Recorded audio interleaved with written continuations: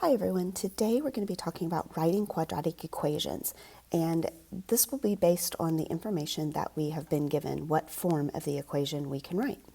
So if we are given a point xy and the vertex h comma k, we will use our vertex form of the equation, which you'll recall from a previous lesson is y is equal to a times x minus h squared plus k.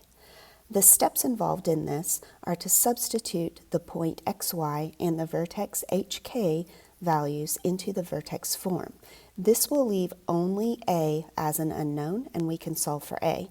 Finally, we'll write the equation by substituting the vertex point h comma k and the a value back into the vertex form. So let's take a look at an example to see how this works.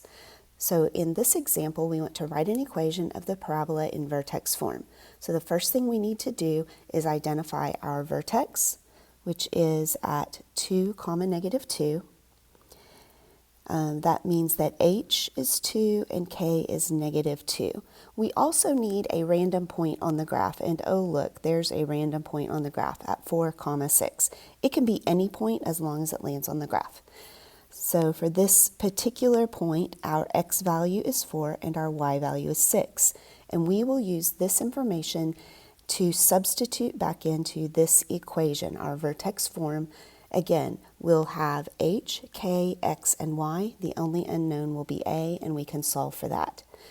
So starting off with my y value, that is 6. That's going to be equal to a times my x value of 4 minus h, and h is 2. That gets squared, and then we add k, and k is negative 2, so we're adding a negative. Let's go ahead and simplify this and solve for the unknown value of a. 6 looks pretty simplified to me, but the right side could use some work. 4 minus 2 is 2, and then we're going to square that, and then we will subtract 2.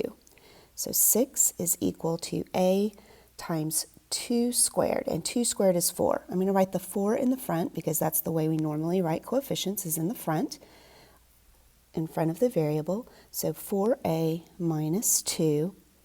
Continuing to solve, I'm going to add 2 to both sides, giving me 8 on the left.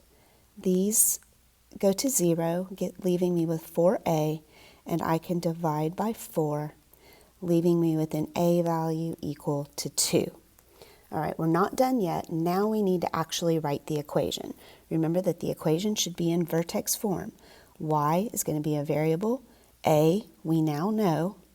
X minus h, where h is the x coefficient of our vertex.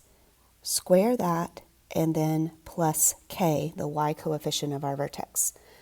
Plugging back in for our final answer, we get y is equal to 2 times x minus 2, because my h value was 2. We will square that, and then add k, which is negative 2. So this is our final answer. I'd like for you to try the next one. We don't have a graph, but in words, we're given the same information, a point on the graph and the vertex. Come back and see how you did. All right, let's see how you did. You should have picked out the vertex point of 1, negative 6, giving me an h value of 1 and a k value of negative 6. Our random point on the graph is 4, negative 7, so we can use that as our second point. So 4, negative 7, x of 4, y of negative 7. Plug all of those values into your equation. Our y equals a times x minus h squared plus k. The only unknown that we have is a, and so we can solve for that using our algebra skills. Once we solve, we find that a is equal to negative 1/9.